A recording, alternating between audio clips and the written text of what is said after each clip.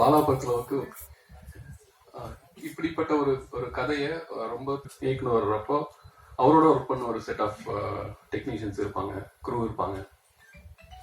அப்படி இல்லாமல் இதுக்கு நல்ல எக்ஸ்பீரியன்ஸான ஒரு க்ரூ வேணும் அப்படின்னு முடிவு பண்ணி கேமராமேன் கோகுல் தான். அவர் வந்து அந்த வகையில் ரொம்ப அருமையாக பெருமையாகவும் இருக்குது.